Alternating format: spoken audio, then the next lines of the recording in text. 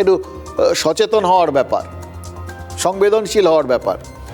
বয়স্ক বা অসুস্থ মানুষদের যদি বাড়িতে গিয়ে ভোট নেওয়া যায়, তাহলে তাদের নথি যাচাইয়ের কাজটাও তো বাড়িতে গিয়ে সেরে ফেলা যেত। এবার তারা খুব রিজিড, জানেন তো, এই নির্বাচন কমিশনের কর্তারা।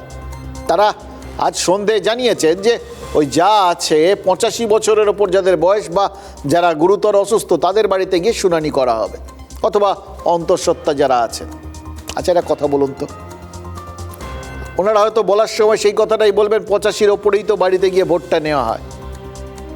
তার নিচে তো সবাই মানে 80 থেকে 85-র মধ্যে লোকজন কি অবস্থায় থাকেন, নির্বাচন কমিশনের এই কর্তা ব্যক্তিদের বাড়ির অবস্থা আমি জানি না। সত্যি সত্যি অধিকাংশ আশেপাশের বাড়িগুলোতে যে অবস্থায় থাকেন তারা, তাদের এই সময়ে বেরিয়ে ওই লাইনে অতক্ষণ দাঁড়িয়ে থাকাটা কি পরিমাণ কষ্টকর, সেটা একটু চোখ কান খোলা রাখলেই বোঝা যায়।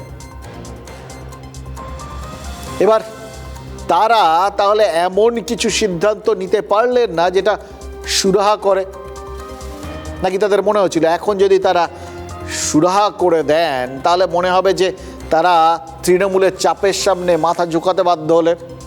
কিন্তু নির্বাচন কমিশন তো ঠিক করে ফেলেছে, তারা পুরো পুষ্পার মতো ঝুঁকে গানে। এবার কমিশন যদি গোটা বিষয়টায় রাজনৈতিক লাভ ক্ষতির অঙ্কটা মাথায় না রেখে শুধু একটু মানুষজনের সুবিধের কথাটা ভাবতো, মানুষের ভোটদানের অধিকারটাকে সুরক্ষিত করাই যদি কমিশনের উদ্দেশ্য হয়, প্রথম কথাটা তো মানুষ, তাহলে আজকে এই রকম জায়গায় গোটা বিষয়টা গিয়ে পৌঁছতো না।